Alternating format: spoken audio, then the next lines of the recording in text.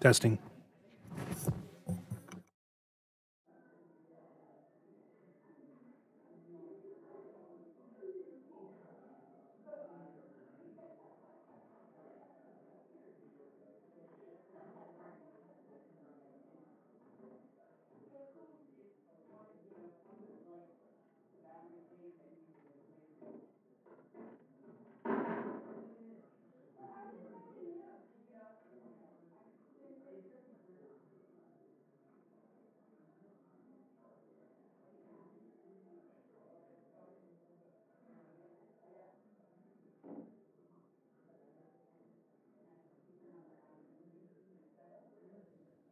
Hello.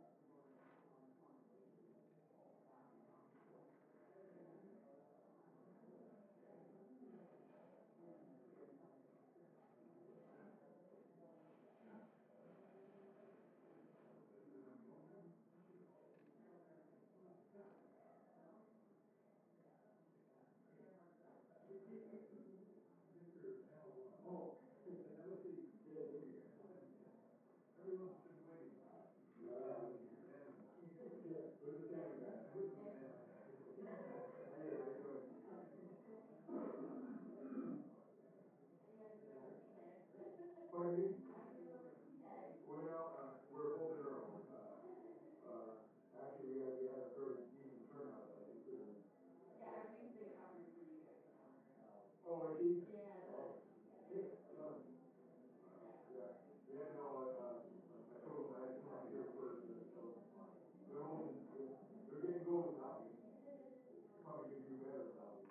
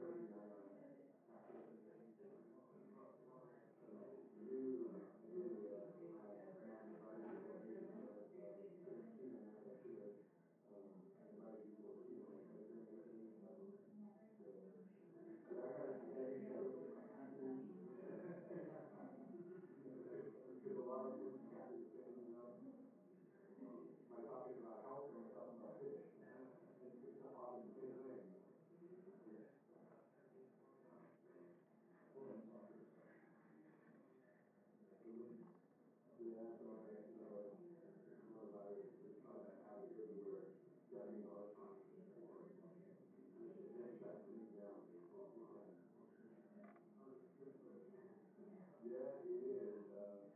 More so east of Seattle, well, Christmas was really bad.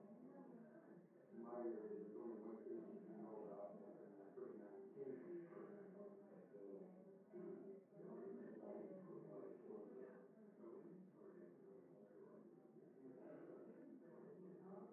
I know. It was. Yeah. Yeah, those up over 70 were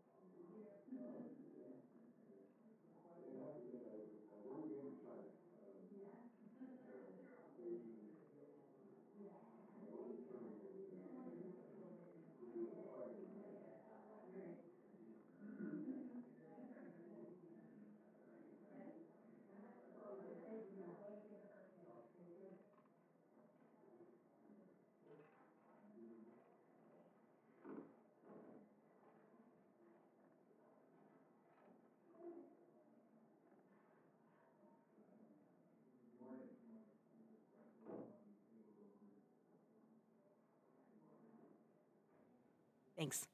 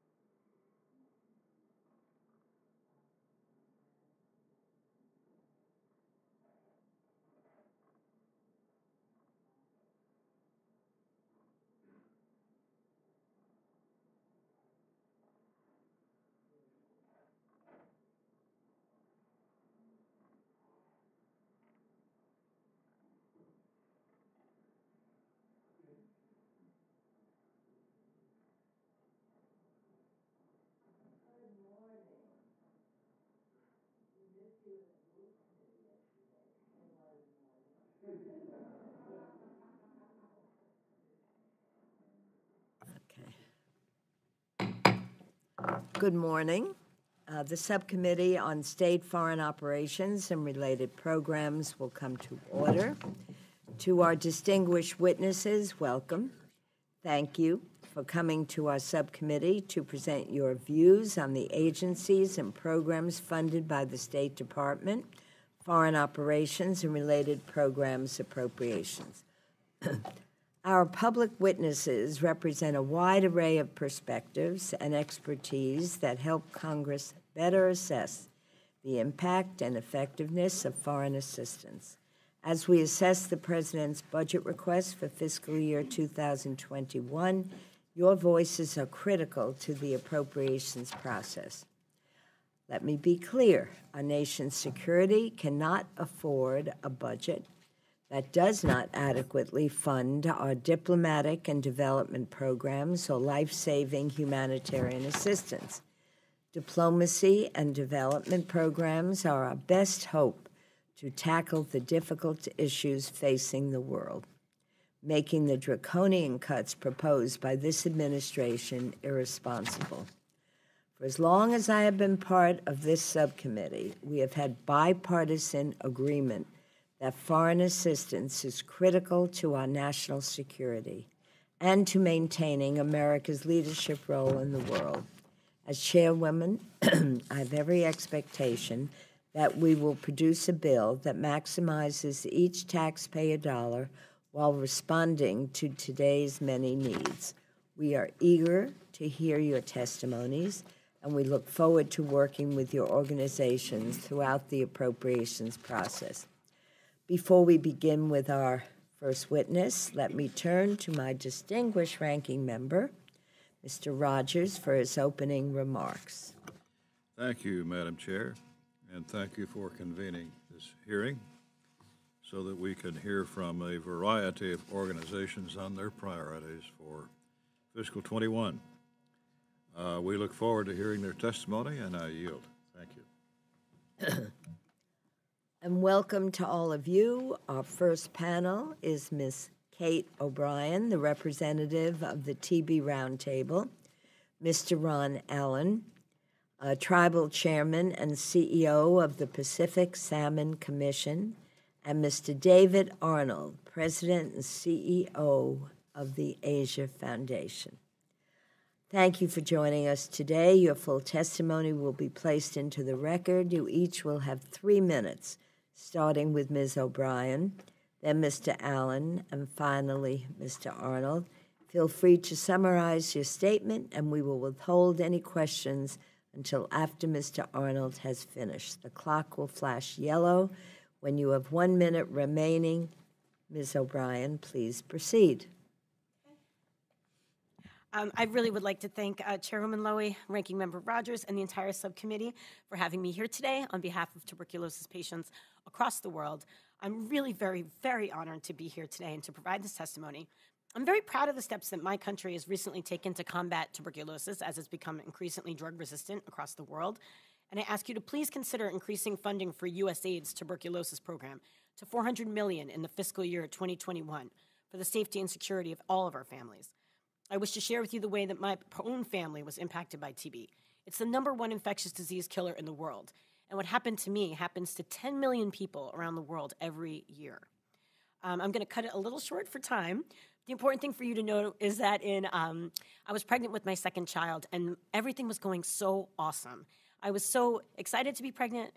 I was working a great job, and I couldn't really enjoy it because I was just feeling so terrible. Now you guys all know why, but I was coughing, I had night sweats, and just like tuberculosis patients everywhere, it took a very long time for me to be diagnosed.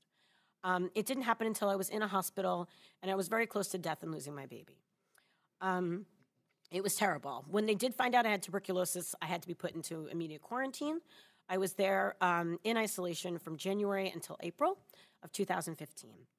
I was eventually put on a regimen that I could tolerate, and I was able to leave the hospital and see my son, and then I took medication for another year. When I took my medication, a state health worker had to come and watch me take it and swallow it. This happens every day, and this is how tuberculosis is treated around the world. So I'm sure you guys all can kind of imagine that takes a lot for a state health department. Every single person you have having TB, having that kind of treatment. The medication doesn't make you feel good. It makes you have nausea, diarrhea, liver problems, and those are the decent side effects. Other side effects of other tuberculosis treatment, especially for drug-resistant regimens, can include deafness. It can include neuropathy. These really, really rough antibiotics that we use to treat resistant strains. So it's a lot. Like, you have to explain to a tuberculosis patient why they have to take drugs for, up to 9 months to a year when they don't make them feel good. And that takes a lot of work. So tuberculosis, even though it's curable, it can take a lot of time and effort to treat. Also, people have to be quarantined. They have to be put into isolation. It's a difficult drug to treat, and that's why we're having problems with people not completing their regimens and the illness becoming drug resistant. Anyway, we could all imagine what it would be like if we had more tuberculosis cases in this country. We're very lucky that we're able to do what we can to do now, but we're not really reaching tuberculosis elimination. We're just kind of keeping it where it's at. And elsewhere in the world, it's growing. It's a tragedy and injustice that 500,000 people, 1.5 million people died in 2018 of a curable disease. Usaid does incredible work, and please consider funding them for $400 million.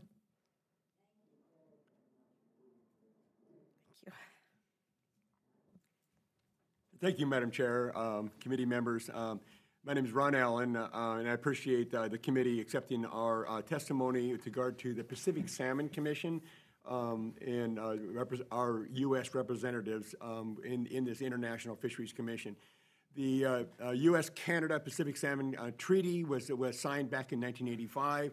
It's a very complicated treaty. We're dealing with all the different species of the Pacific salmon that migrate from Alaska through Canada into lower 48, Washington, Oregon, Idaho. And it is represented by people like myself. I represent 24 Indian tribes, one up in Alaska, and the others represent the states of Alaska, Washington, Oregon, and Idaho. And we have our colleagues on the Canadian side. The salmon industry in the Northwest is a multi-billion-dollar industry. Tens of thousands of families are dependent on this resource and the fisheries and all the tertiary businesses that surround the industry, and it's a huge issue for us.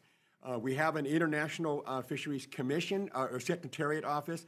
That Secretariat Office, the Secretariat actually is sitting in the audience with me, and its responsibility is to facilitate the U.S. and Canadian folks with regard to the meetings that we have. We have been level funded now for 10 years with regard to the Secretariat Office. The office's responsibility primarily is to manage the Fraser River, Sockeye, and Pink. Fraser River's river system is one of the largest in the world. It's one of the largest fisheries in the world, and it's very, very challenging and very complicated. It's a small staff of about 30 people, and it has an extensive responsibility for all of us who are dependent on that particular species, and it's now rolling over into other responsibilities with regard to Chinook and other species. So what in 2020, we had asked for $5.9 million, and that's what we received. We're asking for a $250,000 increase. The funding for the Secretariat function, as I said, hasn't changed in 10 years. And Canada has agreed with us that they would match the United States in terms of that increase in those funding to cover the cost of managing these fisheries. So it's a huge issue. We're also asking for the second half of $3.5 million for what's called a mass marketing selective fishery program. We've both agreed to put $3.5 million in it, and so we're asking for the other $1.75 for 2021. We appreciate your consideration. Thank you, Madam Chair. Good morning, Madam Chair, Ranking Member Rogers, members of the subcommittee. Thanks so much for the opportunity to testify today. I have to say on behalf of all of us that this is a bit of a bittersweet occasion as we acknowledge and thank Chairwoman Lowy for her dedicated leadership and service to our nation and to the global community. So it's a privilege to be here to appear before you, Madam Chair. As the members of this subcommittee know, the Asia Foundation is a private nonprofit organization that's dedicated to strengthening democratic institutions, promoting peace and stability, and improving lives throughout developing countries across Asia. Established in 1954 and headquartered in San Francisco, we operate through 18 country offices across the region. Our knowledgeable and expert staff build important and enduring relationships with Asian governments and leaders, work with civil society organizations and private sector partners, and maintain links to local communities in each of the countries where we work. Thanks to your ongoing support, the Foundation's been able to advance American interests and values by strengthening democratic institutions, promoting government transparency, expanding women's rights and opportunities, and fostering market-based economies in Asia. To build on Congress's historic investment in the Foundation, this year we're asking you to consider $20 million for FY 2021, which is a modest increase of $1 million over our current funding of $19 million. Thanks to your support over the years, millions of people in Indonesia, Afghanistan, Nepal, Laos, and Sri Lanka have access to justice to protect their lives and property and mediate disputes. Millions of women in Cambodia, India, Nepal, Afghanistan have the ability to go to school, to exercise their rights to vote and hold office, to protect themselves and their children from being trafficked and from gender-based violence.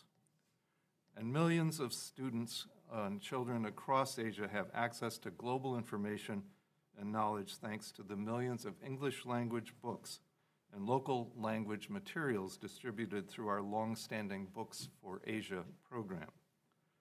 Looking to the future, the Foundation is pursuing new technology-driven programs to expand economic empowerment, improve cybersecurity, and combat disinformation. And we're ramping up our program activities in the Pacific Island nations that are important to U.S. interests. As you know well, appropriated funding is critical to the Foundation's ability to maintain our regional presence and sustain our core programs. We're asking you, therefore, to support the Foundation in FY21 at the level of $20 million for the coming fiscal year. Thank you. Thank you very much. And as you know, our entire panel here would like to have long conversations with each of you, but because we are limited by time, if there are no questions, I'm just going to thank you all, and we look forward. Go ahead. Very, very good. Thank you. I would just ask that everybody who testify do what Mr. Arnold just said, is just let me know, or let us know, they may know because I don't know, whether you're being funded now and at what level, and then what kind of increase that you're asking for. That's for everybody. Thank you. So thank you very much, and we look forward to continuing to work together. Thank you. We'll be back. I guess I should turn over to ask Rogers.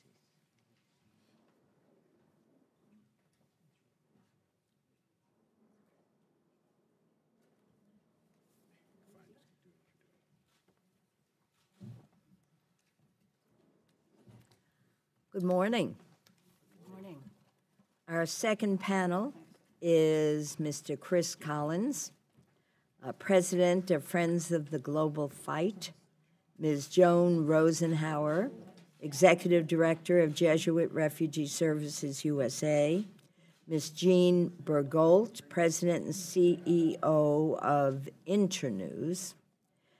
Thank you very much for joining us today. Your full testimony will be placed into the record. You each will have 3 minutes, starting with Mr. Collins, then Ms. Rosenhauer, and finally Ms. Bergolt. Feel free to summarize your statement, and we will withhold any questions until after Ms. Bergolt has finished. The clock will flash yellow when you have 1 minute remaining. Mr. Collins, please proceed. And I want to just say in advance, don't be insulted if we don't ask you questions. But because of this very hectic day here, we're moving through the process effectively and efficiently. So, Mr. Collins. Thank you, Madam Chairwoman, Ranking Member Rogers, and the full subcommittee.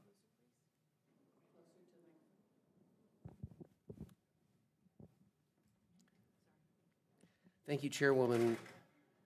Thank you, Madam Chairwoman, Ranking Member Rogers, and the full subcommittee for your steadfast support of America's leadership in the fight against infectious disease, and in particular for your generous support for the Global Fund to fight AIDS, tuberculosis, and malaria. Chairwoman Lowy, I want to take this opportunity to thank you personally for your more than 3 decades of service. Your leadership has been hugely consequential, and you are an inspiration to all of us. Last May, this subcommittee led the way in increasing the U.S. commitment to the Global Fund, the first increase in 6 years. I know that wasn't easy to do, but the impact of that investment has already been substantial. 1 month later, the United Kingdom announced their own increased pledge, and through the summer, other donors followed. In October, $14 billion was pledged at Global Fund replenishment. I want to applaud the members who took time out to travel to replenishment and represent the U.S. commitment to the Global Fund there. Thank you, Representative Aguilar, Representative Hurd, Representative Lawrence, and Representative Roby. Thank you as well to subcommittee staff who worked so hard on the bill and supported those members, Susan Adams, Aaron Kolonjeski, and Steve Marchese. Last year, even as many countries turned inward and criticism of globalism was on the rise, at Global Fund replenishment, the world was able to affirm the value of collaborative efforts to tackle global infectious disease. How did that happen?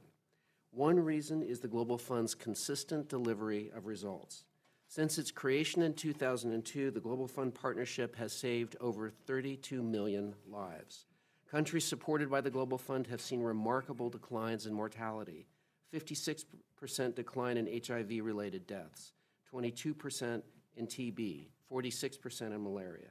The Global Fund is also transforming societies by promoting local ownership, engaging civil society, the private sector, and faith communities, and incentivizing governments to invest more in the health of their own people.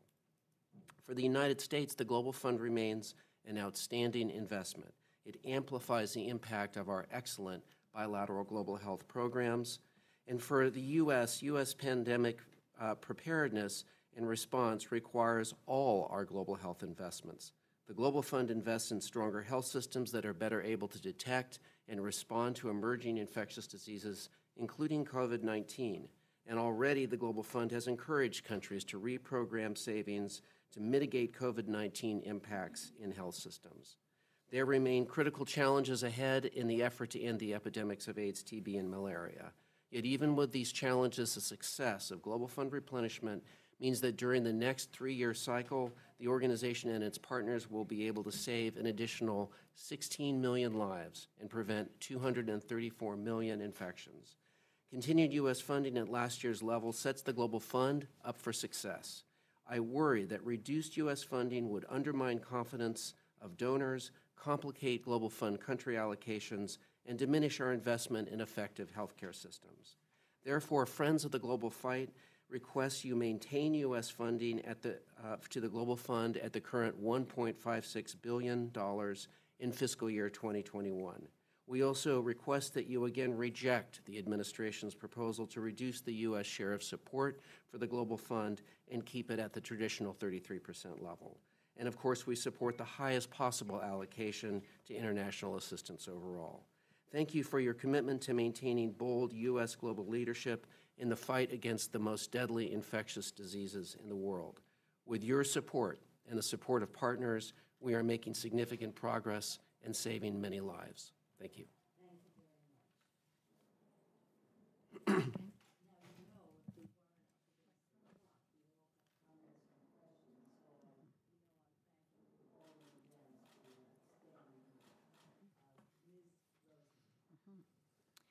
Well, thank you, Chairwoman Lowy and Ranking Member Rogers, and to the entire committee. I appreciate the opportunity to present Jesuit Refugee Services' views on the importance of investing in refugee assistance programs, including refugee education.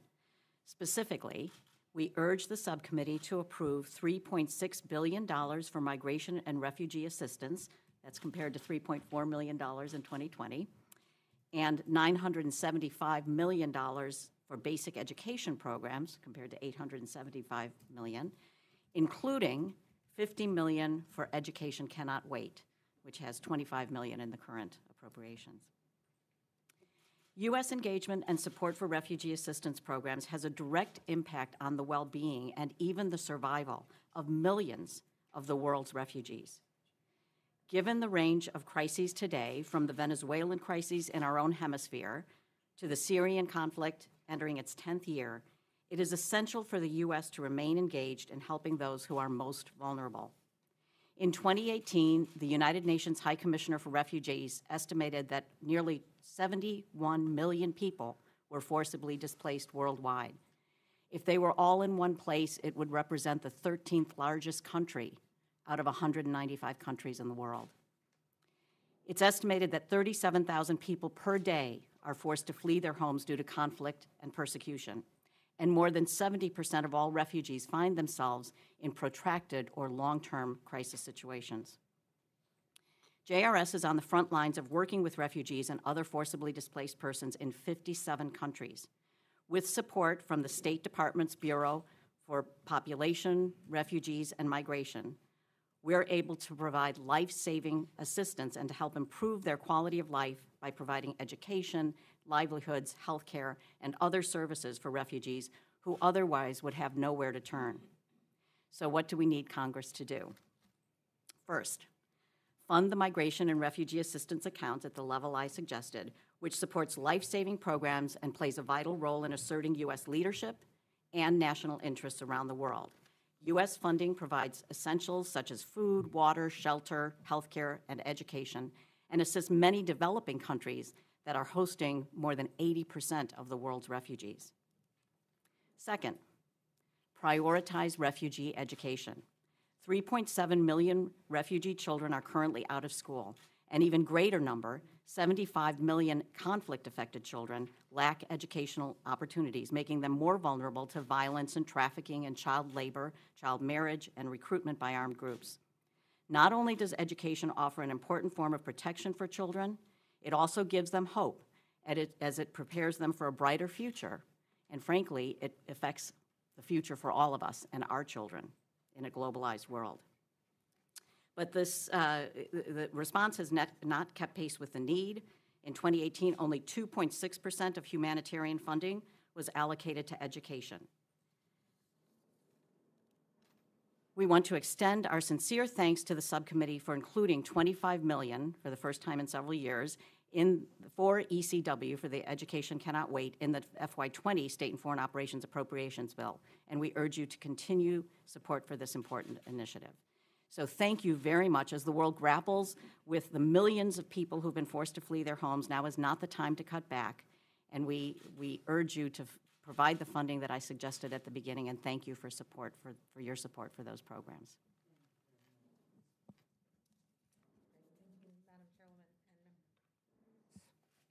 Thank you, Madam Chairwoman and members of the committee. I am honored to testify before you today. Like me, I suspect everyone in this room is scanning the news every waking moment for the latest on what's happening with the coronavirus pandemic, a pandemic that's also been called an infodemic. During times like these, we all experience the urgency of access to trusted, local, relevant information. And knowing that most of the world does not have access to such information is what drives me to work and what drives my organization, Internews. We're not a news organization, but we build healthier information environments in countries where they struggle to exist. For over 40 years in over 100 countries, we've trained hundreds of thousands of people on journalism, media management, advocacy for better internet and media policies. To address your question directly, we don't have a direct appropriation from the Foreign Assistance Bill, but we do manage about $70 million of funds from Usaid and the State Department in 2020 this year. Today, we want to urge Congress to consider two priorities. First, to increase investment in democracy, human rights, and governance programs broadly, with support for independent media and internet freedom as a critical element of that support. Second, to continue to support global health and humanitarian programs that deliver high quality and contextually appropriate information to vulnerable populations. We're very grateful to the committee's support and leadership in these programs over the years. In our democracies today, it's more evident than ever that disinformation is a persistent reality and a true threat.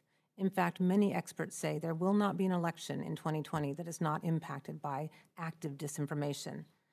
Given this threat, we need to mobilize solutions. At Internews, we've learned that the most effective investment against disinformation is to invest in good information, good, accurate local information. We also need to invest in critical thinking. We also need to disincentivize the market forces that drive some of this disinformation. And finally, we need to hold companies and governments account for their role in what's happening here. Such trusted, relevant local information is life-changing in places like South Sudan, where this picture is from, where we see women as journalists and reporters become more deeply invested in their communities, become more deeply invested in their democracies, and when they can have their voices heard. Quality news and information is not just essential to democracy. It's also a root solution to solving health crises like the one we face today. In fact, today we have journalists and support staff members training journalists all across Asia on how to better cover the COVID-19 crisis in the Philippines, in Thailand, in Indonesia. Today, we know that during a health crisis, fostering trusted lines of communication can change attitudes and save lives. We seek the power and potential of a digitally connected world, and we appreciate your support to programs that can make this a reality. Thank you.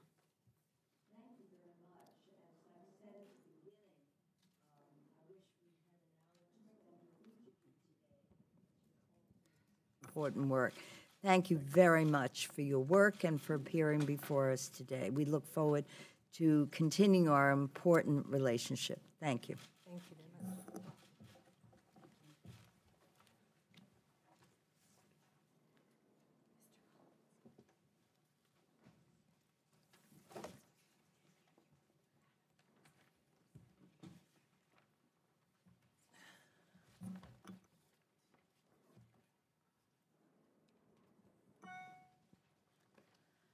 Welcome.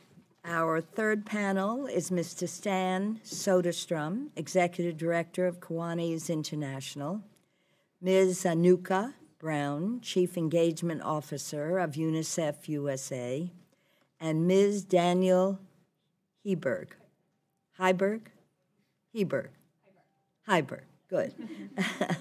Advocacy Advisor for Global Water 2020. Thank you. Please proceed. And I thank you for joining us today, and your full testimony, as you know, will be entered into the record. You will each have 3 minutes, starting with Mr. Soderberg. Thank you. Thank you. Madam Chairwoman. Soderstrom. Thank you. Madam Chairwoman and distinguished members of the committee, it's an honor to testify before the committee today on behalf of the 500,000 members of the Kiwanis family in the United States. We appreciate the opportunity to testify in support of the Kiwanis UNICEF program to eliminate maternal and neonatal tetanus, or MNT. We're seeking the support of this committee to recommend in fiscal year 2021 a modest sum of $2 million for MNT. We also ask that you support the $900 million for the USAID Maternal and Child Health Account and the $134 million for Unicef. While we're all trying to find solutions to the coronavirus at home and abroad, I ask that you keep in mind another deadly disease, tetanus. Tetanus is a preventable disease that kills one baby every 17 minutes.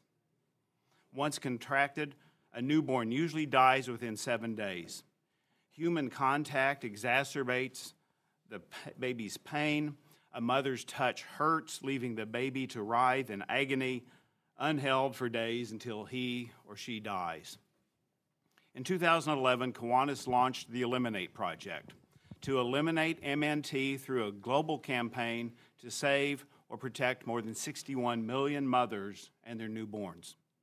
In partnership with Unicef, Kiwanis is targeting the poorest, most underserved women and children on the planet with proven and cost-effective interventions. The Kiwanis family is committed to privately raising more than $110 million to eliminate this disease. I'd like to thank the committee for your past support in eliminating MNT, which was funded by Congress at $2 million in fiscal year 2020. And I would like to also thank you for your past and continued support for our other global health initiative, Ending Iodine Deficiency Disorders. I've witnessed firsthand the success of our public-private partnership to eliminate MNT. In Madagascar, I was present to see Immunization Day at several clinics in villages seemingly in the middle of nowhere. And I was amazed to see how many mothers and their young children showed up to receive a tetanus immunization. In Madagascar at that time, the mortality rate for children under the age of 5 was slightly more than 50 deaths for every 1,000 children. That meant for the 100 or so children that I saw in a single day, approximately 5 would not survive beyond their 5th birthday. But because of the Kiwanis, UNICEF, USAID cooperation, these children had a much better chance of surviving. Our investment there has brought the death rate for neonatal tetanus down to less than 1 death per 1,000 live births. Today, 85 infants will die from MNT somewhere in the world. Our commitment is to reduce that number to 0. So, Madam Chairwoman, as you move forward to some happy years of retirement, I ask you to join us in this final push. We appreciate your leadership, and we ask you to help us to eliminate this terrible disease, helping us to ensure that no baby suffers this excruciating 7-day death ever again. Thank you. Good morning. Chairwoman Lowy, Ranking Member Rogers, and members of the subcommittee, on behalf of the more than 10 million Americans who have supported UNICEF's work, I appreciate this opportunity to testify before the subcommittee. I respectfully ask the subcommittee to provide $134 million as the U.S. government's fiscal year 2021 voluntary contribution to UNICEF's core resources, the same amount provided by Congress for this fiscal year. UNICEF is at the forefront of addressing crises threatening lives and the safety of children. UNICEF is already working on efforts related to the coronavirus and has been instrumental in helping children and mothers combat Ebola in Africa. UNICEF is there for the most vulnerable children in humanitarian crises, with therapeutic foods, emergency water and sanitation, critical health and interventions, child-friendly spaces, education, and much more. UNICEF can only respond to these life-saving and sometimes dangerous situations if it has the core resources to prepare for emergencies. I can't express enough my appreciation for this subcommittee's leadership in maintaining American support for international development and humanitarian programs, and for UNICEF. Thanks to the strong support from the U.S. Congress for UNICEF and for child survival, the world has seen remarkable progress. The global under-5 mortality rate declined by 59% between 1990 and 2018. And during this time, 31 low or lower middle income countries cut their under-5 mortality by at least 2/3, proving that we can make progress anywhere. We still have a long ways to go. Today, 15,000 children still die every day from mostly preventable causes. Madam Chairwoman, I'm still in denial about your planned retirement. And one of your legacies that you'll leave is your passion and emphasis for basic education. Education is what helps protect the future of each child. And it also brings a sense of normalcy and safety that children need to recover from traumatic situations. This is a picture of a woman, a young girl named Rokiatu, and she fled her home in Mali because of violence. And she ended up in a camp in a sports stadium. And Unicef set up a tent to help displaced children continue their education. Rokiatu says she wants to be a school principal, and we want to make sure that she's able to realize that dream.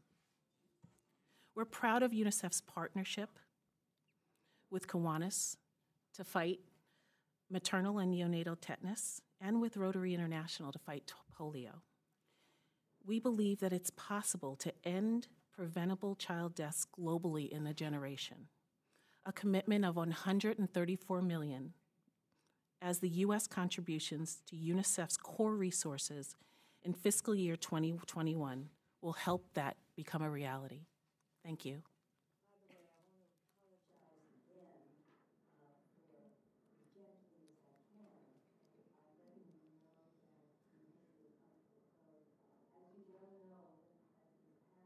Each of you could inform us for over an hour, if not longer, of the important work you're doing. So please don't be insulted if you hear a little tap, tap, but we're limited in time, and I thank you again for proceeding. Please. Thank you to the members of the committee for inviting me to speak today. With coronavirus dominating the news, the importance of hand washing is front and center as one of the only effective ways of preventing infection. Both CDC and the U.S. Surgeon General have touted the importance of washing your hands. WASH, which is access to safe drinking water, sanitation, and hygiene, including hand washing, is one of the first lines of defense in slowing the spread of most infectious disease outbreaks, such as the flu and Ebola, as well as protecting communities, patients, and frontline health workers over the long term. During the Ebola epidemic in West Africa, the lack of access to safe wash in healthcare facilities and communities was a factor in the inability to contain the disease, and lack of wash in many healthcare facilities put patients seeking routine services, such as newborn care, at risk of infection. USAID investments in WASH are pivotal to strengthening global health security efforts by providing access to water, sanitation, and hygiene services in communities, schools, and healthcare facilities. WASH is a critical component of a strong health system and must be part of plans to prevent, detect, and respond to outbreaks. In addition, these investments help to promote hand washing and proper disposal of waste.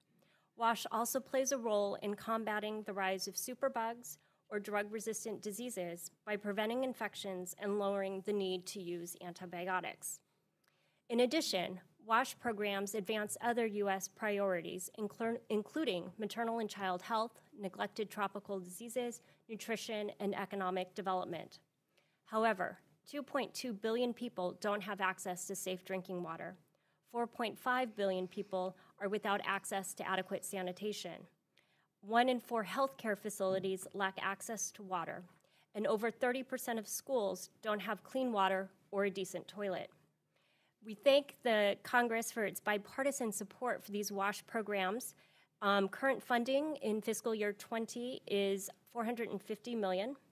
And for fiscal year 21, we are recommending an overall top-line amount of $57.4 billion for the State and Foreign Operations Bill and $500 million for water in all accounts at USAID. The funding could provide long-term safe wash services to an additional 500,000 people, help prevent infectious disease outbreaks, and provide wash in healthcare facilities, communities, and schools, and amplify the impacts of USAID's cross-sectoral work related to WASH, including global health, nutrition, livelihoods, economic development, gender, and food security. Making investments in WASH now is critical to strengthening health systems, as well as putting in place preventative measures that can slow the spread of the next novel coronavirus, Ebola outbreak, or the yet-to-be-identified disease X. Former Senator Bob Corker said it best: we need to make every dollar of our limited foreign aid resources count by addressing problems where we can have a real impact on people's lives. By focusing our efforts on clean water and sanitation, we can save lives, improve public health, and provide stability in vulnerable communities throughout the world. Thank you. Thank you to the entire panel. And again, please don't be insulted if we're not going to follow up with many questions, but we appreciate your work. Thank you. Our fourth panel is Mr. Howard Kors, CEO of APAC, Ms. Liz Schreier, President and CEO of the U.S. Global Leadership Coalition, Ms. Natasha Villamoria, Director of U.S. Strategy for Gavi, the Vaccine Alliance. Thank you all. Please proceed.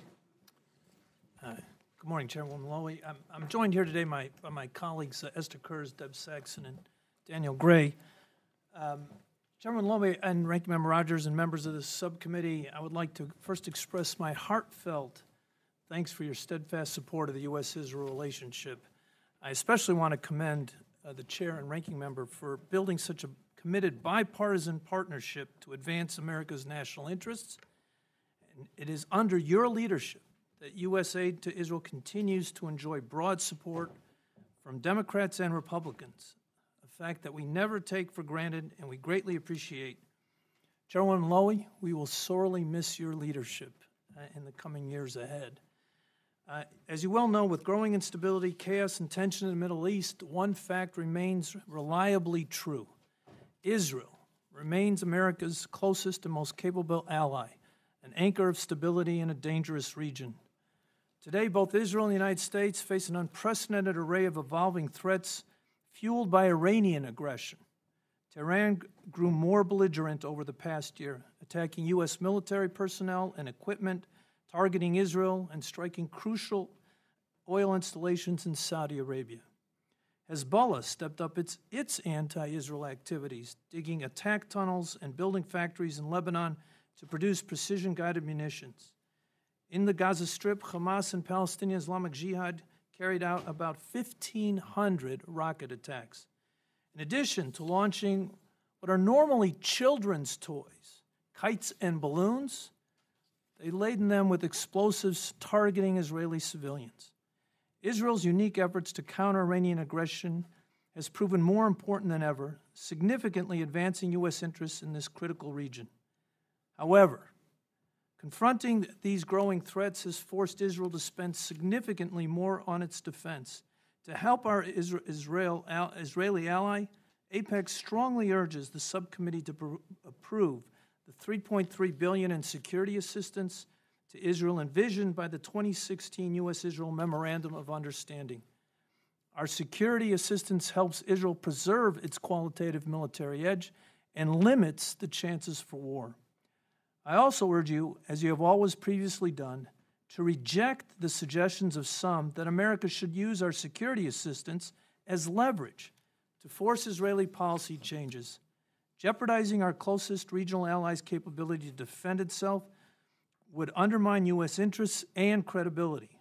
Presidents Bill Clinton, George W. Bush, and Barack Obama each signed successive 10-year memorandums of understanding on security assistance with Israel without imposing any political conditions because they understood how important the perception of our reliability was for promoting peace and deterring war.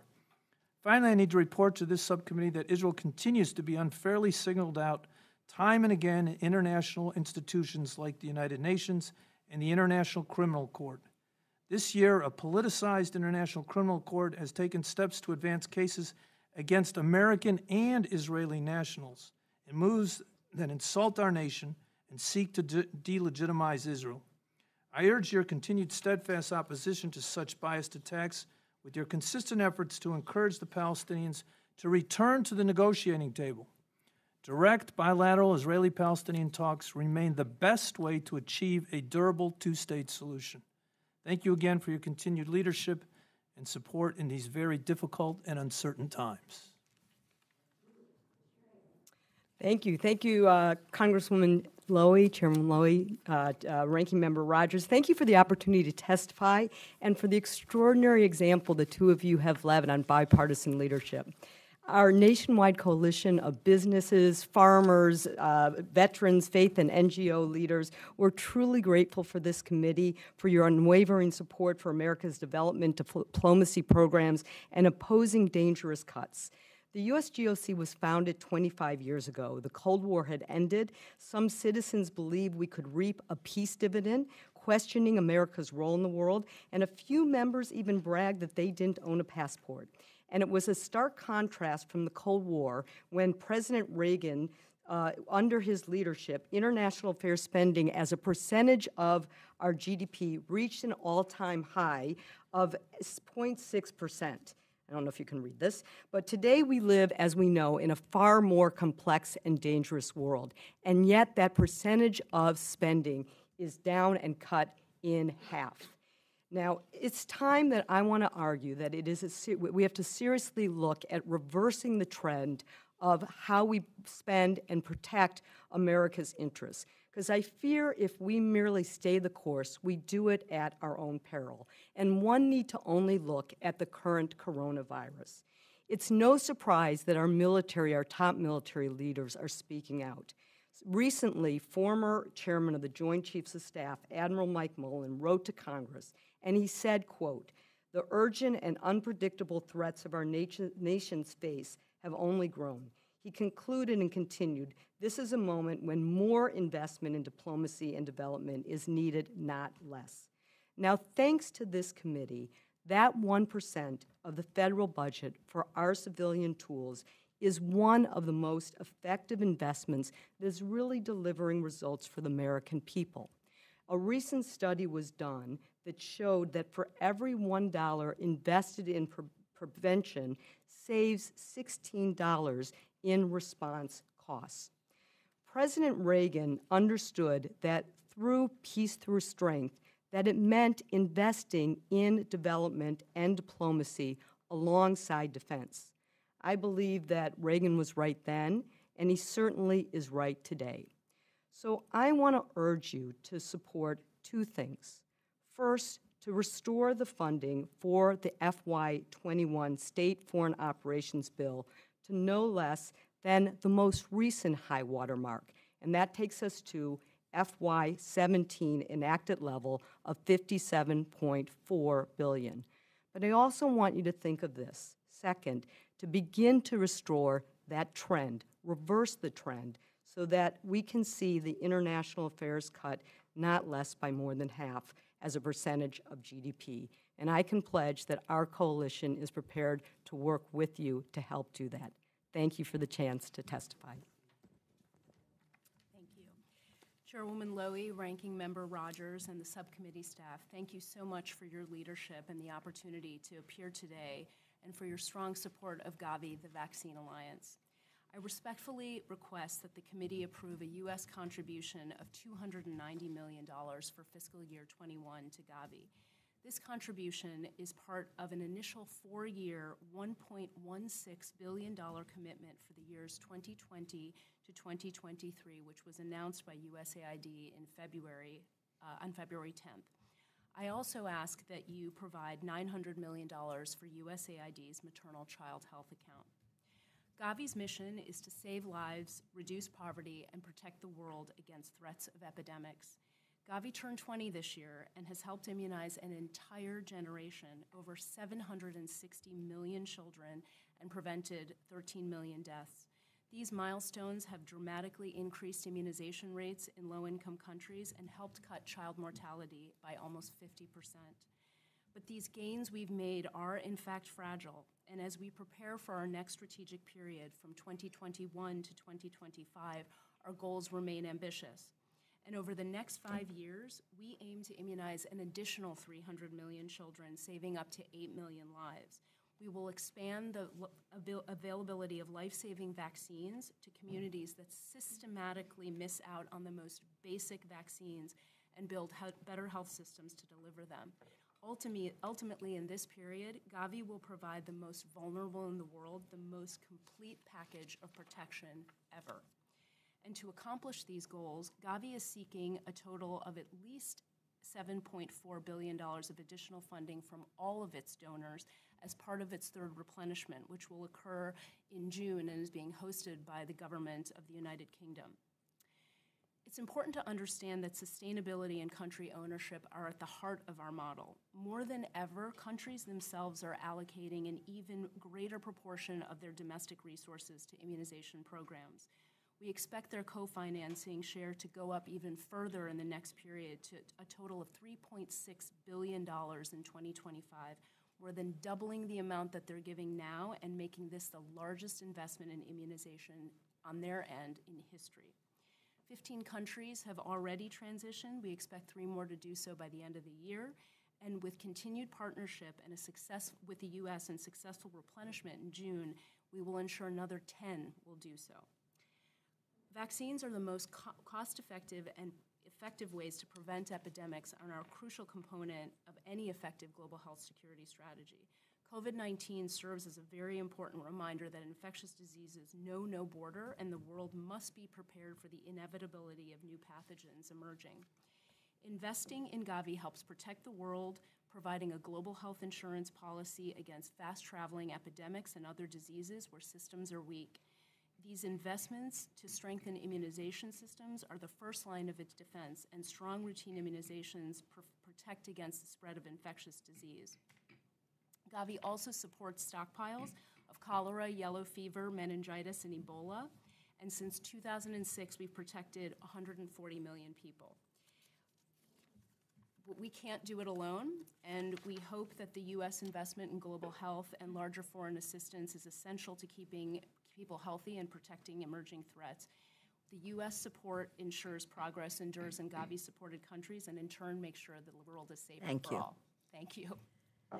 Thank you very much. Again, all of our panelists are sharing such important information, and I wish we could sit here for many more hours. Thank you. Welcome. Our 5th panel is Mr. Jesse Young, the Climate Change Policy Lead for Oxfam America, Mr. Connor Savoy, Executive Director of the Modernizing Foreign Assistance Network, and Ms. Kate Wall, Senior Legislative Manager of the International Fund for Animal Welfare. Thank you all for joining us today. Your full testimony will be placed into the record.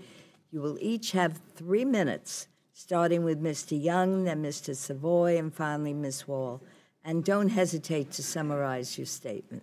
Thank you again for appearing before us today. Thank you, Chairwoman Lowy, Ranking Member Rogers, Ms. Lee, Ms. Frankel. Thanks for taking the time here to solicit public feedback. I'd like to speak briefly about appropriations for international environment and conservation. For decades, members of both parties have supported both bilateral and multilateral funding to help protect and better preserve the environment. These programs enable developing countries to care for our shared global ecosystem while strengthening American alliances, preventing conflicts, and bolstering national security.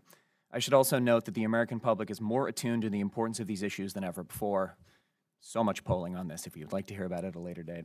The omnibus appropriations package for the current fiscal year provided robust and increased support for these important programs. I would like to thank the committee for their hard work in that effort and express real gratitude on behalf of our committee, especially to Jean Kwan, Aaron Kolodziejski, and Liz Leibowitz on your staff, who have been great partners. In particular, the fiscal year 2020 bill language supporting adaptation, renewable energy, and sustainable landscapes is very strong and will help save lives, build resilience, and protect the vulnerable. As members of the subcommittee know, American investments in these programs help leverage substantial matching commitments from other governments, meaning that our spending is doubled many times over. Indeed, every American dollar invested in the Global Environment Facility generates another $40 from countries and other partners.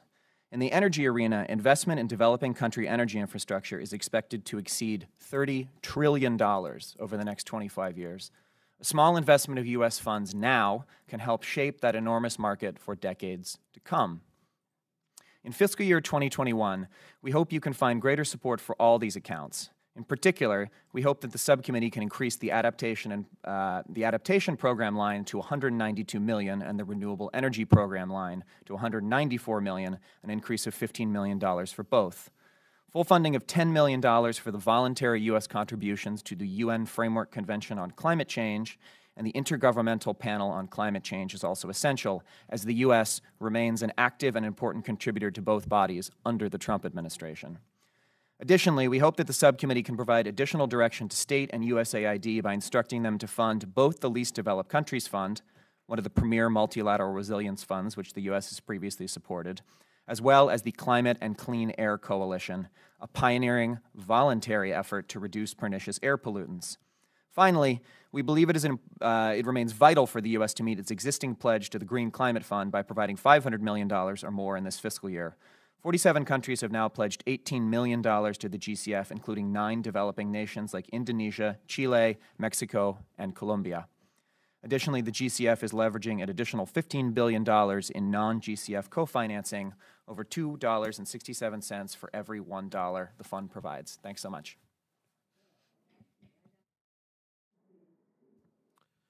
Chairwoman Lowy, Ranking Member Rogers, and members of the subcommittee. On behalf of the Modernizing Foreign Assistance Network, thank you for the opportunity to testify on the fiscal year 2021 State Foreign Operations and Related Programs Appropriations Bill. I also wish to commend your steadfast leadership and support of a strong and effective international affairs budget. For 2 decades, Congress, and in particular this subcommittee, has played a key role in advancing significant reforms to make U.S. assistance more efficient, effective, and transparent. MFAN has 6 recommendations that build on that success. Our full request is included in the testimony we submitted for the record, but I will summarize them here today.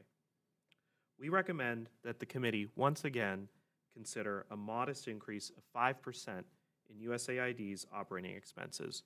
We know that in a resource-constrained environment, it is difficult to prioritize this, but we also know the consequences of not investing in USAID's capabilities.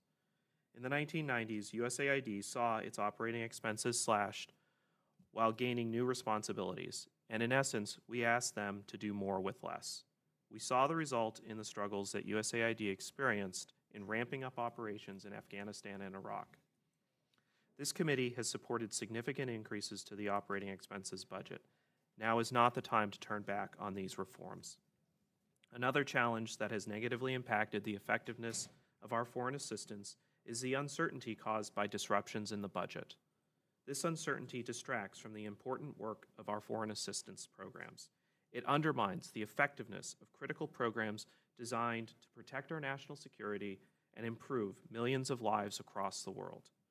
We respectfully urge the subcommittee to again include language aimed at minimizing the threat of budget delays and disruptions. Finally, the U.S. International Development Finance Corporation deserves our support as it stands up.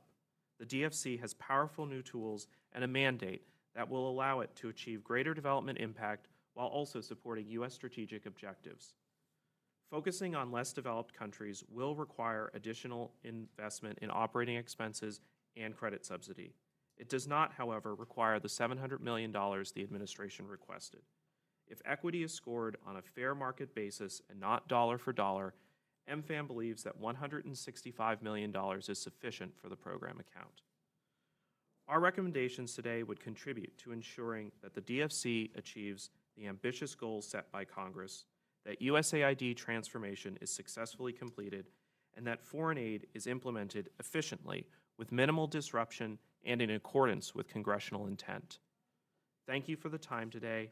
I thank you for the vital role you have all played in modernizing foreign assistance, and a special thank you to Chairman Lowy for your leadership all these years. Thank you.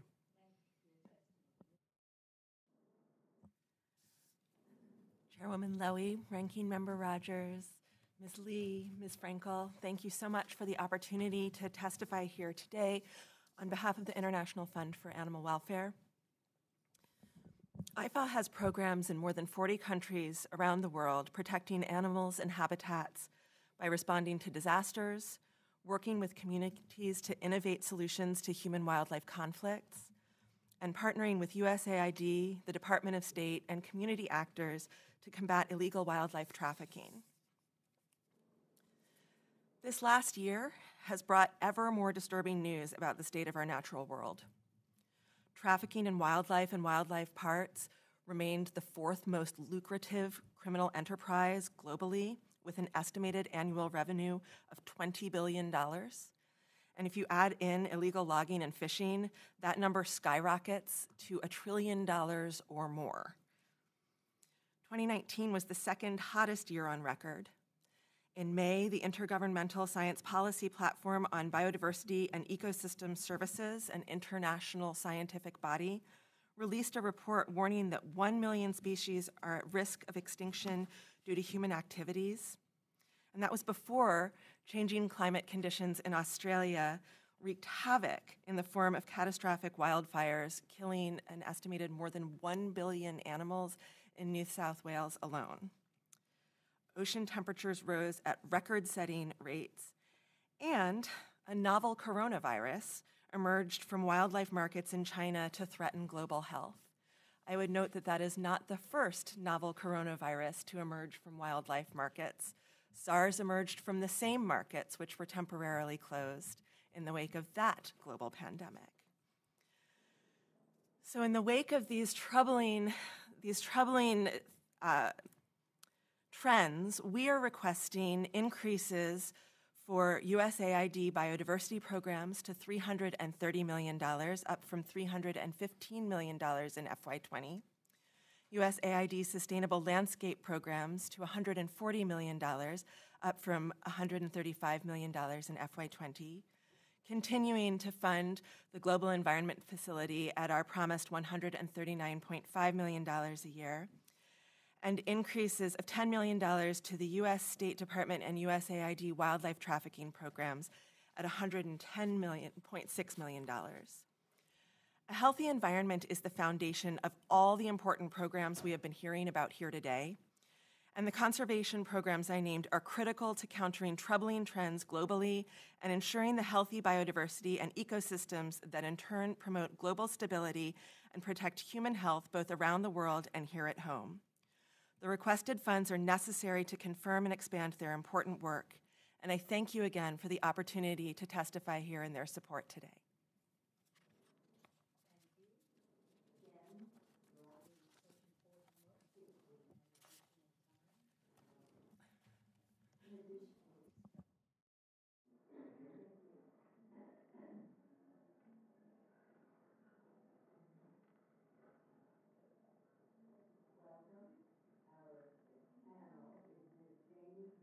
Nishi, Director of the Global Health Technology Coalition, Mr. Dan West, Senior Advocate of the National Natural Resources Defense Council, and Mr. Bill O'Keefe, Executive Vice President of Catholic Relief.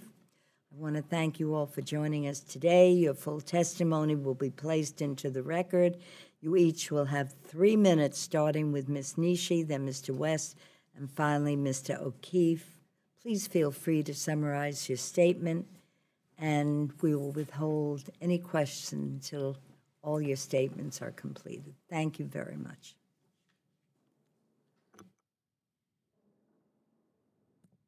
Members of the committee, thank you for the opportunity to testify on FY21 appropriations for global health programs at USAID and the State Department, and thank you for your committed leadership to global health. I speak on behalf of the Global Health Technologies Coalition, a group of 30 organizations advancing policies to accelerate the creation of new drugs, vaccines, diagnostics, and other tools to bring healthy lives within reach for all people. To this end, we strongly encourage the committee to continue its established support for global health research and development by, first, sustaining U.S. investment in global health research and product development by rejecting FY21 cuts proposed by the administration and supporting, at minimum, level funding from FY20 for each disease or population-specific program under the USAID and State Department global health accounts. Second, instructing USAID to prioritize R&D within each of the disease and condition areas under their global health programs account, and requiring agency leaders to develop a whole-of-government global health R&D strategy to ensure that U.S. investments are efficient, coordinated, and streamlined. Third, calling for the expansion of the annual report on USAID's health-related research and development strategy, and for the public release of the annual report required by the Global Health Innovation Act, both vital for transparency and oversight. The recent outbreak of COVID-19 has demonstrated that once again, we do not have all the tools needed to prevent, diagnose, and treat many neglected and emerging infectious diseases. A reality we also saw during the Zika epidemic and West Africa Ebola epidemic just a few years ago. Yet, the impact of the Ervebo Ebola vaccine on the now waning epidemic in the DRC demonstrates the power that having the right tool at the right time to respond to a global health emergency is critical. This new vaccine, developed with critical U.S. government funding, is 97.5% effective, a game changer for this and future outbreaks. As the only U.S. agency with a mandate to focus on global health and development, USAID is uniquely positioned to support end-to-end development of new global health technologies. USAID's global presence and unique understanding of the needs of patients in different contexts is key to developing health innovations that are transformative on the ground. However, there are a few dedicated funding streams expressly supporting global health R&D at USAID. Most investment decisions are made at the program level, based on overall funding allocations for each disease or population-specific health area.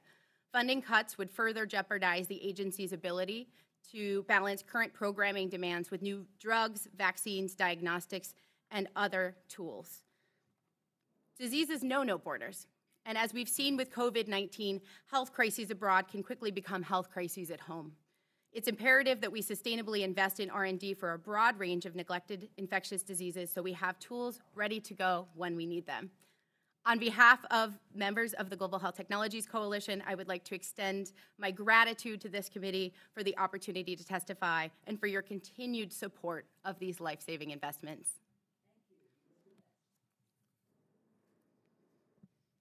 Chairwoman Lowy, Ranking Member Rogers, and representatives of the committee, thank you for providing this time for public input on FY21 appropriations. The Natural Resources Defense Council, NRDC, supports robust federal funding for programs that further American leadership abroad and ensure real progress on addressing critical international environmental challenges. Congressional appropriators have a bipartisan record of supporting vital international environmental and clean energy programs, so we urge you to continue this tradition and step up the level of commitment to these investments for next year. We ask that Congress restore funding of at least $500 million to the Green Climate Fund.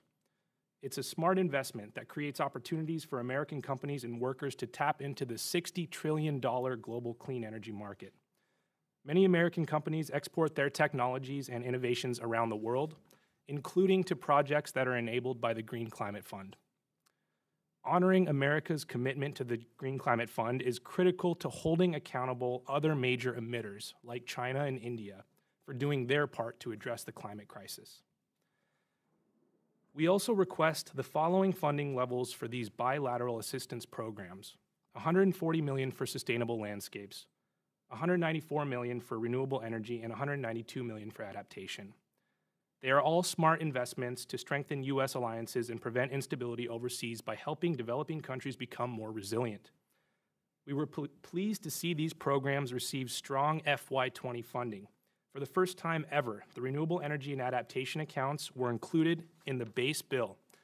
The NRDC asks Congress to build on that progress in FY21 by maintaining robust funding for these accounts, as well as providing additional funding where possible, including fully funding the Global Environment Facility at $139.5 million to continue our nation's support for protecting forests and endangered species around the world, protecting people from harmful chemicals and waste, and promoting healthy international waters. Providing at least $10 million for maintaining the United States' financial commitments to the United Nations Framework Convention on Climate Change and Intergovernmental Panel on Climate Change to reassert American leadership in international climate change forums. And boosting the Montreal Protocol's multilateral fund to $37 million, it helps developing countries meet their commitments to phase out ozone-destroying and other chemicals while helping develop markets for American companies to export these technologies. To unlock the full market potential for American innovation in clean technologies, appropriators should remove the rider blocking funding for U.S. international development institutions to finance clean energy projects abroad, and oppose any limitations that get in the way of driving climate solutions.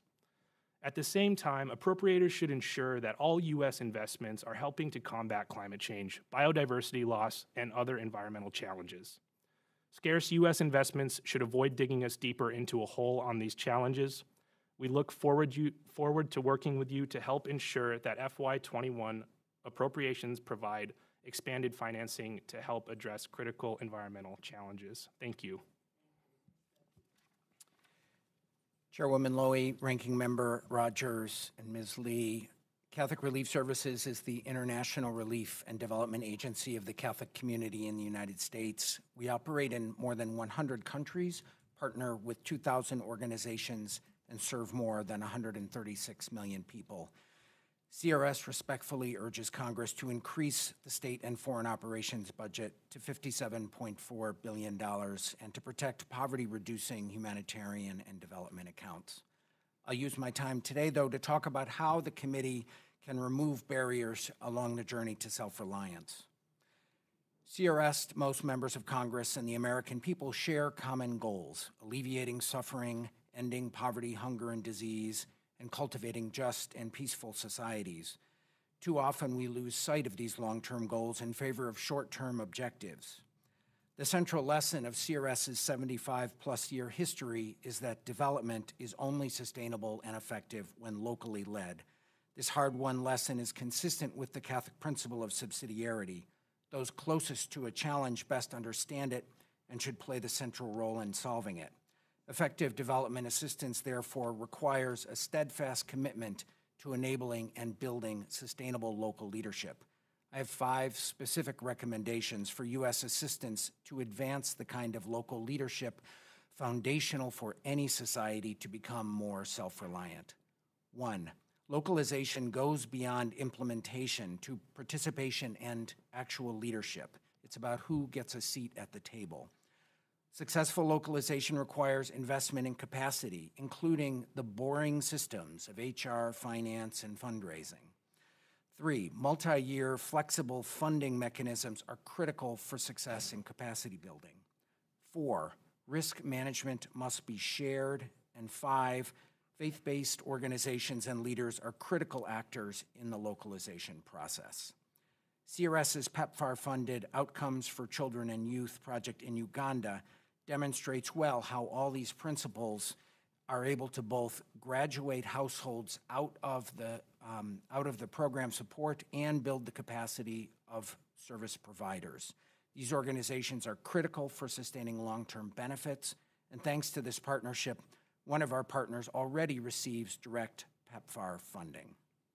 Finally, if we want to help societies become more self-reliant, we need to avoid unforced errors. Budget delays, budget uncertainty, bureaucratic blockages, and unjustified termination of programs interrupt the journey to self-reliance and undermine U.S. interests.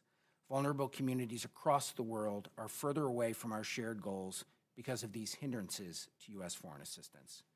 Chairwoman Lowy, Ranking Member Rogers, thank you so much for this opportunity and for your commitment to humanitarian and development assistance. Your leadership cannot be understated.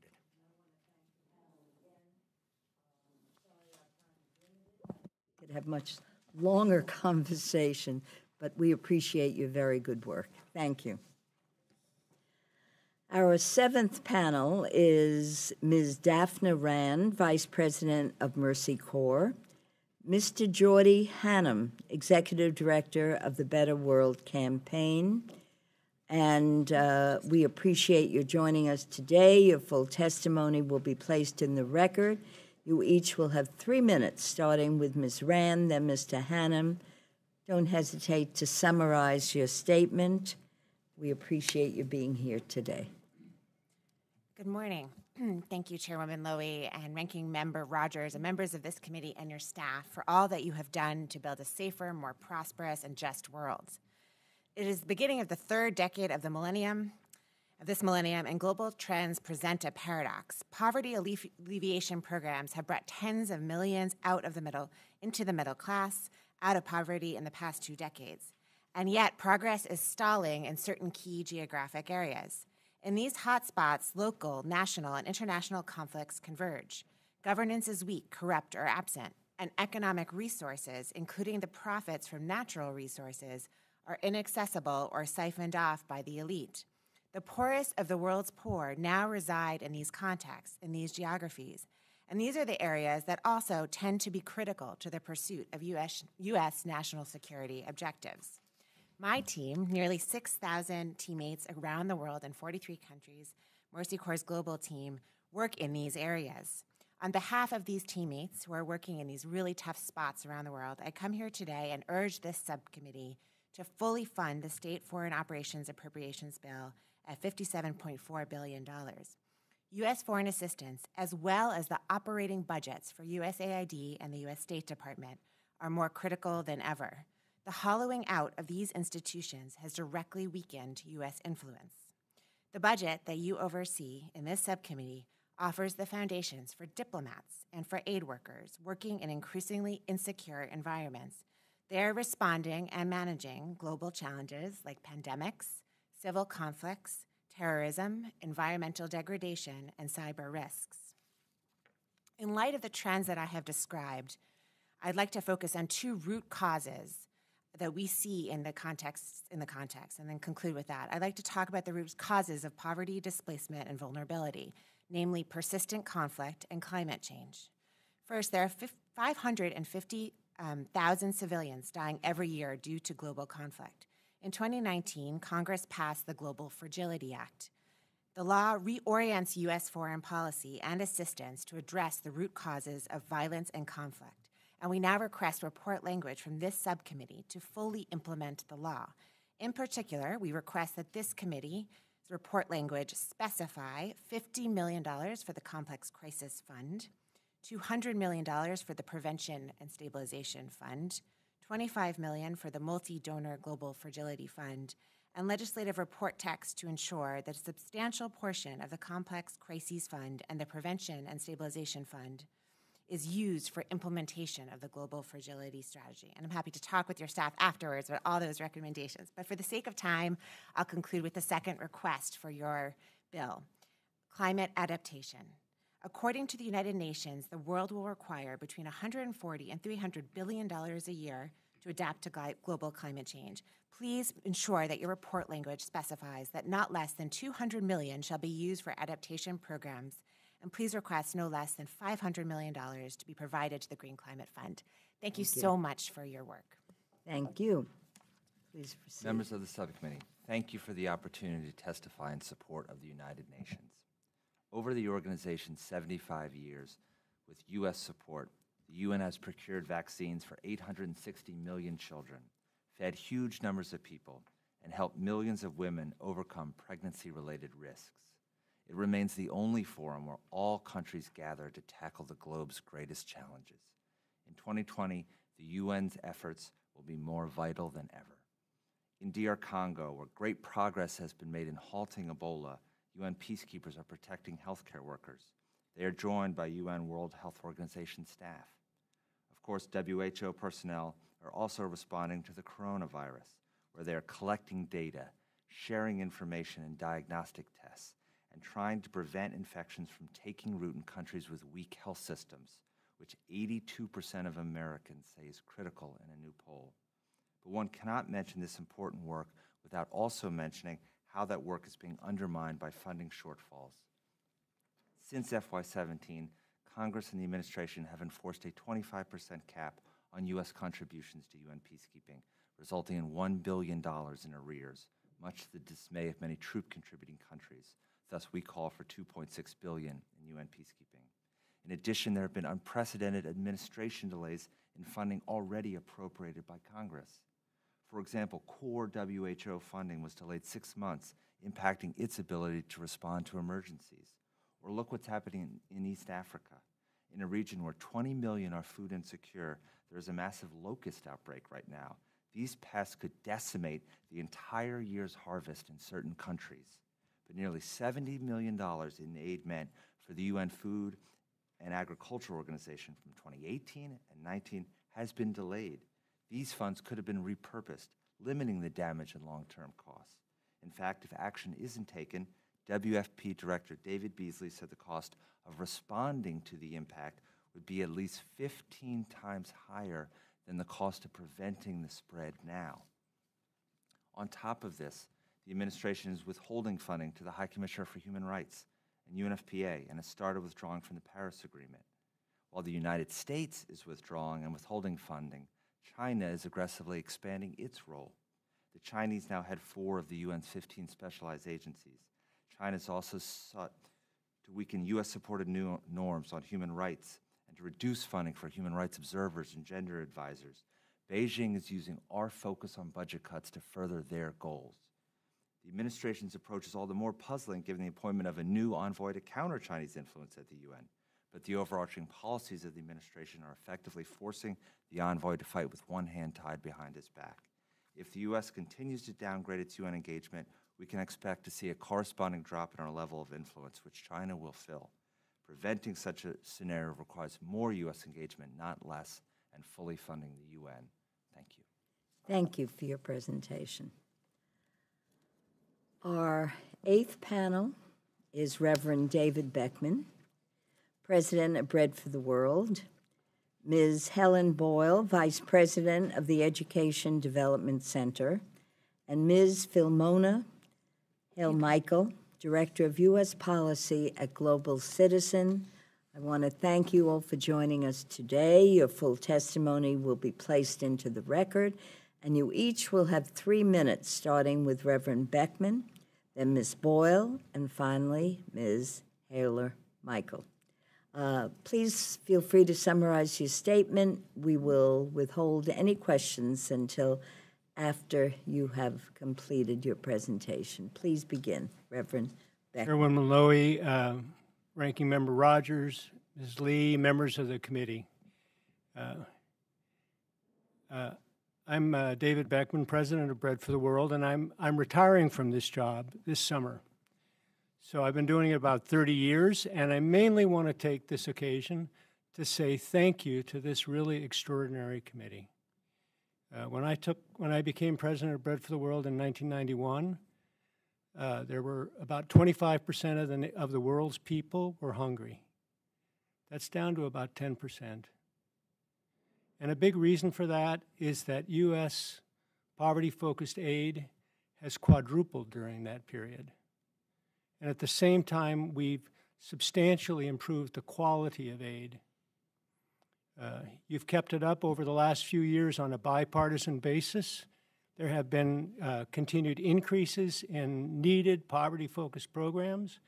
And just this month, Congress passed a coronavirus supplemental that includes a really strong global response to the global pandemic. So thank you. The main thing I want to ask of the committee this year is an additional $50 million for the nutrition line of the Global Health Account. Why? We're really focused on this because the world knows better than we did 15 years ago just how much damage child malnutrition does. And we also know better how to respond to that problem in a really cost-effective ways. I've had a chance to visit evidence-based programs in Ethiopia and Guatemala. The moms come in, there are health workers there, the kids are weighed and measured. So if the kids are malnourished, they get supplemental food, and while the moms wait, they learn things about good nutrition, like it's important to wash your hands with soap. And programs like that have helped to dramatically reduce child malnutrition over the last 10 years. There are 22 million fewer stunted children in the world today than 10 years ago. This issue unites us. The Global Nutrition Resolution has passed the Senate. It's now passed the Foreign Affairs Committee, the Agriculture Committee. It brings Republicans and Democrats together, which we need. And then this year is especially important because there'll be a big nutrition summit in Tokyo in December. And if you put an extra $50 million into this account, you'll leverage funds from other sources. In my written testimony, there's a list of other programs that deserve special attention because from a hunger poverty perspective, and I hope you and your staffs will look at those. Reverend Beckmann, I want to congratulate you on your outstanding career and your retirement. I'm going to be retiring too after 32 years. So, and I must say, working together with so many of the other people who have testified today just warms my heart because we know what really important work we've done. So I thank you for appearing before us today. To you older people, we're thankful for both your service and yours, David. You've been a great spokesman for this cause. And this morning's presentation that you made with no notes is testimony to your effectiveness. So Godspeed in your retirement. Thank you. Please proceed. Thank you, Chairwoman Lowy, Ranking Member Rogers, and members of the subcommittee for inviting me here today. My name is Helen Boyle, and I am a longstanding member of the Basic Education Coalition, as well as the Vice President of the International Development Division at Education Development Center. Since joining EDC in 1991, I've managed many Usaid-funded programs in the Middle East, North and West Africa, and South Sudan. And I also led the development process for EDC's signature approach to improving the teaching and learning of early grade reading in resource-lean environments. Based on my deep experience in international education, I can confidently attest that the valuable resources provided by this subcommittee help identify solutions to development challenges and yield positive results in the lives of program beneficiaries, namely children and youth. To enhance U.S. foreign assistance efforts and expand education programs for children in need, we urge Congress to provide $925 million for basic education in fiscal year 2021, with at least $800 million provided as bilateral U.S. government assistance. Funding for basic education enables USAID and implementing partner organizations to work in some of the most challenging contexts around the world to increase access to education, provide early learners with foundational skills, and prepare youth for successful careers. Last year, USAID's investments in education reached more than 42 million children and youth in over 50 countries. Very impressive. Since Chairman Lowy led the passage of the READ Act in the fall of 2017, our community has been striving to expand the scope and scale of our work in education. Gains in access to education, in improvements in the teaching and learning of early grade reading skills need to be expanded to reach the children who have been left behind, especially those affected by crisis and conflict. We also need to ensure that children develop the skills needed for the 21st century for the workforce, including literacy and numeracy skills, resiliency, and critical thinking skills. Likewise, great strides have been made to improve gender equality, but we cannot rest until all girls receive an equitable, quality education.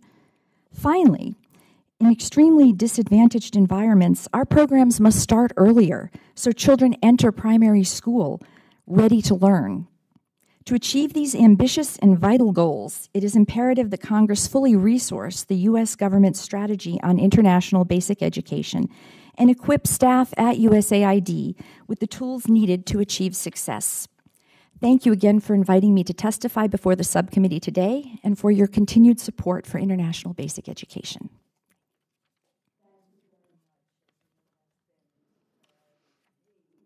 Yes. I just expect that the important work we're doing will continue. I particularly am concerned about Afghanistan because we reached a point where we're over 1 million girls that are in school, and this has made a huge difference. Mm-hmm. So thank you. Thank you. Please proceed. Madam Chairwoman, Ranking Member, and Mrs. Lee, thank you for the opportunity to testify before you today. I'm here on behalf of Global Citizen. We're an advocacy organization with 1.5 million supporters in the U.S. We're the world's largest movement of action takers and impact makers who are dedicated to ending extreme poverty by 2030. We believe that ending poverty will be driven by investments in education, nutrition, and health. Sure.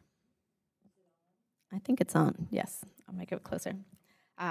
We believe that ending poverty will be driven by investments in education, nutrition, and health.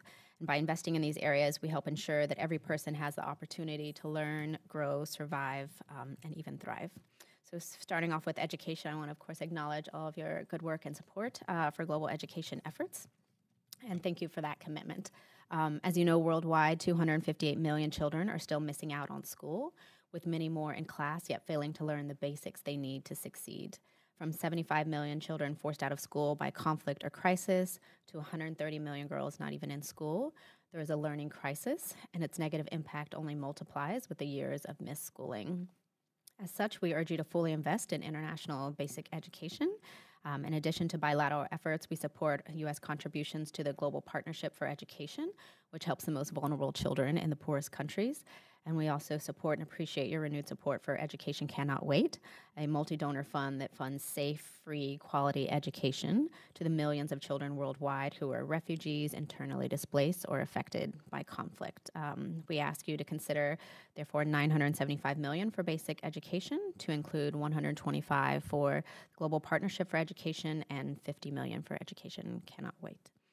Secondly, I wanted to discuss nutrition. It's a second fundamental building block of human development, yet hunger and nutrition is the only global development goal in which progress has been going backwards.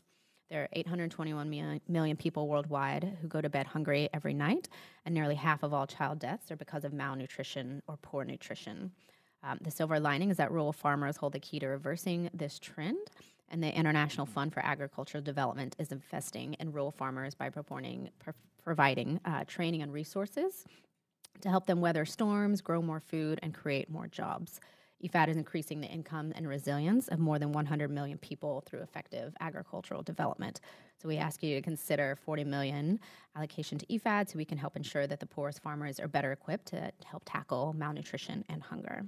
And lastly, I just want to thank you for your support for maternal, newborn, child health programs. I think the world, with the U.S.'s support, has made significant progress in slowing the rate of preventable maternal and child deaths. Yet every year, 5.4 million children under age 5 still die from largely preventable deaths, and 300,000 women still die during childbirth. As such, we ask you to consider further expanding our maternal and child health work with a funding level of $900 million for FY21. And lastly, to say, by fully funding these accounts, we believe the U.S. would be investing in some of the most critical programs that would really help break the cycle of poverty for millions of people around the world. So thank you again for your continued support for foreign assistance and for allowing Global Citizen this opportunity to testify before you today. Thank you.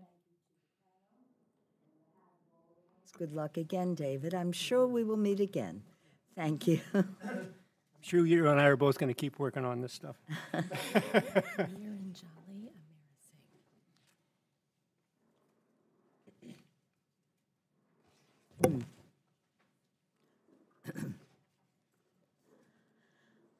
Our ninth panel is Ms. Niranjali Amarasinghe, Executive Director of Action Aid USA, and Mr. Doug O'Brien, President and CEO of the National Cooperative Business Association.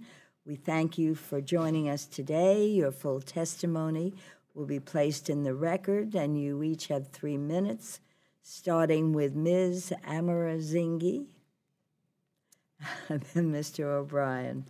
And please feel free to summarize your statement. Thank you. Chairwoman Lowy, Ranking Member Rogers, and members of the subcommittee, thank you so much for this opportunity. I am the Executive Director of ActionAid USA, an international development and human rights nonprofit with a strong focus on how climate change is impacting everyday people in poorer countries. I would like to speak about the critical importance of U.S. support for international efforts on the environment and climate change. For the record, ActionAid USA does not receive any funding from the accounts about which we are testifying. ActionAid works directly with smallholder farmers and rural communities in Asia, Africa, and Latin America who are most vulnerable to climate change. people who, ironically, are the least responsible for causing the climate crisis. As a country that has contributed significantly to the greenhouse gas emissions that have caused climate change, and with the ability to mobilize considerable resources quickly, we believe the United States has a moral and legal responsibility to support people living in poverty and dealing with a crisis not of their own making. To do our fair share, to address the root causes of climate change, we must provide financial support for poorer countries to shift their economies to cleaner pathways. To this end, we strongly support prior U.S. appropriations for climate mitigation and adaptation programs abroad, and for multilateral institutions like the Global Environment Facility and the Least Developed Countries Fund. We also strongly support appropriations for the Green Climate Fund, or the GCF. ActionAid has followed the GCF closely since its inception. It has become nearly a $20 billion fund, dispersing resources to developing countries around the world to transform economies and support communities dealing with climate impacts. It is not a perfect institution, none are, but it is the best channel we have for ensuring support is flowing to countries that need it most. It is independently governed, features strong environmental, human rights, and gender safeguards, and attempts to fund truly transformational projects. The Obama administration made a $3 billion pledge to the GCF, of which $2 billion remains outstanding. We believe the U.S. should uphold its promises. More importantly, we believe that significant U.S. contributions to the GCF are essential to have any hope of keeping climate change to manageable levels. We join others in seeking a contribution of at least $750 million to the GCF in the next fiscal year. This would send a strong signal that the U.S. is committed to a global climate solution. Finally, climate change intersects with many issues that are fundamental to the lives and livelihoods of everyone.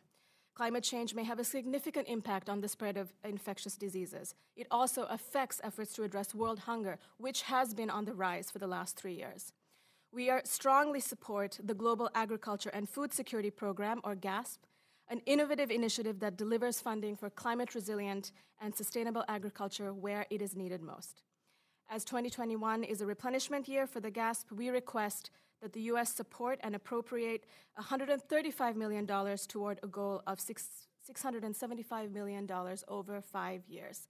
Thank you so much.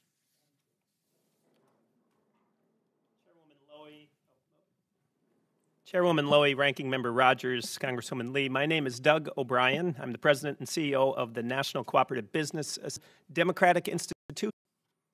The Cooperative Development Program, the projects therein, have been extremely successful, and by their very nature, these cooperatives stay in business long after that project concludes.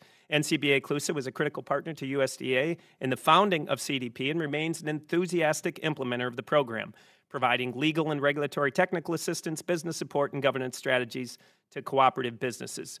For example, NCBA CLUSA has worked with local governments, cooperative development organizations, and private sector partners to identify ways to strengthen cooperatives through regulatory environment in places like Peru, Kenya, Tanzania, and Madagascar. For instance, by practicing one of the cooperative principles, cooperation among cooperatives, co-op members leverage their strength to shift power back into the hands of farmers. They also collectively gather purchasing power so farmers and communities can better able and